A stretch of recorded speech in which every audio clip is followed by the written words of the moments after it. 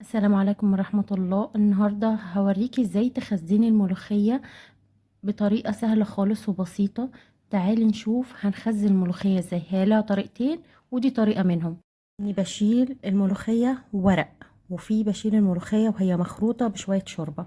اهم حاجة انك تنقي حزمة الملوخية اللي تكون طازة والورق بتاعها كده يفرح يعني بصراحة. جيبيها من عند خضري من فلاحة موثوق فيها. اهم حاجة حزمة الملوخية تفرحك كده وانتي بتجيبيها زي ما انتوا شايفين، ورقها اخضر وتحفة. هجيب حزمة الملوخية، هبتدي افتحها وابتدي اقطف واحدة واحدة. المهم تخلي بالك وانتي بتقطفي الملوخية، علشان ممكن تلاقي فيها عيدان مش ملوخية زي الرجلة وورق عريض كده، مش ملوخية. اهم حاجة وانتي بتقرطفي الملوخية او بتقطفيها، باخد العود اللي هو فوق اللي هو زي الوردة ديت، عشان هو ده اللي بيعمل معايا عرق الملوخية. هقرطف كل الملوخية اللي موجودة دي معايا كلها، وهرجع لكم تاني وهقول لكم هنبتدي نعمل ايه. المهم تخلي بالك زي ما قلت لك عشان في عيدان بتكون مش ملوخية. قطفت الكمية معايا دي حوالي كانت 2 كيلو وشوية، قطفتها كلها. واهم حاجة هغسلها كويس جدا من 8 ل 9 مرات، كان بيكون فيها تين. بوريكي حزمة الملوخية دي او الفرع ده مش عاجبني، فمش لازم تقطفيه لان مش زي الملوخية اللي انا مقطفاها، فما فيش داعي يعني ما جاتش على عودين 3. وهي دي الزرعة اللي انا بقولك عليها، ممكن تلاقيها في العيدان. وانتي بتقطفي الملوخية اوعي تحطيها وتغلطي، بصي كويس في الورق بتاع الملوخية. ودي الرجلة كمان خدي بالك. فكمان لو معاكي ملوخية ورقتها متقطعة دي حاجة واكلاها، فما فيش داعي برضو ان انتي تقطفيها في الملوخية. هنبتدي بقى نغسل خلاص الملوخية. زي ما انتوا شايفين هي معايا خضرة وهتفضل خضرة حتى لو شلتها في الكيس.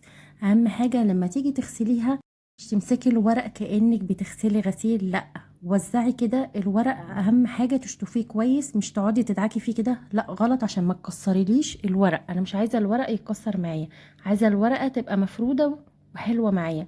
خلاص دي اخر شطفة معايا، وهبتدي اطلع الورق وهحطه في مصفى علشان هبتدي انشفه كويس.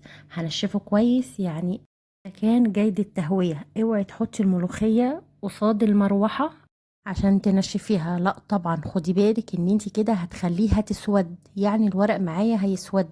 الهواء الجامد ده بيخلي الورق يسود، انا عايزاها في مكان جيد التهوية. خدي بالك من النقطة دي كويس، انا قلتلك الورق معاكي هيسود. طبعا انا حطاها في مصفى فده مش كفايه، فهبتدي اجيب فوطه المطبخ النضيفه وهفردها على صينيه، وهبتدي اهوي الملوخيه عليها وافرد كل الملوخيه على الفوطه، علشان كل الميه اللي في الملوخيه تبتدي تنشف كويس جدا. تقعد معاكي ساعتين، تقعد 3، مش مشكله، المهم تنشفي ورق الملوخيه كويس جدا في مكان جيد التهويه. وبحذر كمان لا تكييف ولا مروحه عشان الورق ما يسودش معاكي. هوريكي لغاية لما اغلفها في الكيس وهي الملوخية او الورق لسه معايا اخضر وطازة خالص زي ما انتوا شايفين. اهم حاجة نقي ورق الملوخية حلو جدا، وزي ما قلتلك الحزمة تفرحك كده وانتي بتشتريها، ما تكونش دبلانة، ما تكونش مش حلوة مليانة طين. خدي بالك اهم حاجة من مكان موثوق منه تجيبي الملوخية عشان هتخزنيها، علشان ملوخية الصيف احلى بكتير من ملوخية الشتاء. الشتاء اصلا بتكون قليله، ولو لقيتيها بتكون مسخه مش مسكره زي بتاعه الصيف ديت. بتاعه الحر دي بتكون حلوه جدا. خلاص الملوخيه بتنشف معايا زي ما قلت لك، تقعد ساعتين، تقعد 3، وكل شويه تجيبي الفوطه تميليها كده عليها وتنشفي الملوخيه وتقلبي فيها كل شويه علشان تتهوى معاكي كويس في مكان جيد التهويه. خلاص الملوخيه كده خلصت، وهبتدي احط في اكياس الكميه اللي انا عايزاها. اهم حاجه لما اجي اطلع الملوخيه دي من الفريزر او المجمده، اهم حاجه بتكون الشوربه جاهزه معايا، وبضربها على طول في الخلاط او الكب او الكاتش، المهم تتضرب على طول او تخرطيها بالمخرطه علشان ما تسودش منك. دي لازم تسرعي فيها بسرعه، واوعي تفكيها يعني هتسود منك. لكن لو هتشيريها مخروطه، المخروطة دي بتتشال في كمية شوربة قليلة جدا. الشوربة بتكون سخنة وبتنزلي بالملوخية المخروطة وبتشيليها في كمية شوربة صغيرة، وما تيجي برضو تطلعيها بتحطيها برضو في كمية شوربة صغيرة.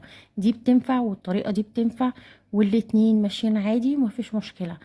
اهم حاجة بس تحطيه يتجمد، ولما يطلع تكوني مجهزه الشوربه، يعني تتضرب على طول وتتحط في الشوربه بس. وانت بقى بتوزعي الملوخيه في الكيس، اهم حاجه تخرجي الهواء منها، يعني تقعدي تدوسي على الكيس وتضغطي عليه، في بيقعدوا يلفوه كده، او اهم حاجه الكيس بيكون مليان تخرجي منه الهواء بس.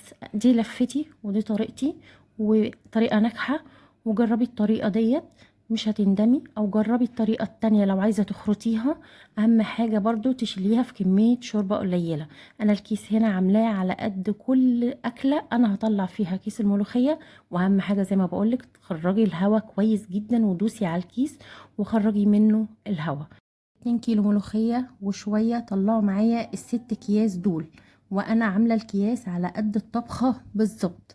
اهم حاجة زي ما بقولك واكد عليكي كمان، يعني عملت كذا كيس قدامك علشان بوريكي ان انت لازم تخرجي منها الهواء كويس جدا، وعلى طول تحطيها في الفريزر او المجمدة، هتتجمد معاكي وما تطلعهاش غير على الخلاط او الكبة او الكاتش، تتضرب على طول. وزي ما قلتلك ان الشوربة تكون جاهزة معاكي. زي ما انتوا عارفين ان الملوخية رخيصة دلوقتي في السوق، هاتي الكمية اللي انت عايزاها، هاتي 2 في 2 وشيلي الكمية اللي انت عايزاها. عايزاها بالطريقة دي اعمليها، عايزاها بطريقة الشوربة برضو اعمليها، الاتنين ناجحين وكويسين. بس بحس ان الطريقة دي اللي هي بشرها بالورق الاخضر بتعيش اكتر من اللي هي اللي في الشوربة. اللي في الشوربة ممكن تسود معايا بسرعة، لكن دي بتكون زي ما تكون لسه جايبة الورق دلوقتي وخرطاها. جربي الطريقة دي وجربي الطريقة التانية، والطريقة اللي تعجبك خزني بيها. طلع معايا 6 اكياس، هشيلهم على طول في الفريزر وهبتدي اجمدهم. ويا ريت اللي اول مره اشوف القناه يدوس لايك وسبسكرايب، وتستنوني في فيديوهات جديده. والسلام عليكم ورحمه الله وبركاته.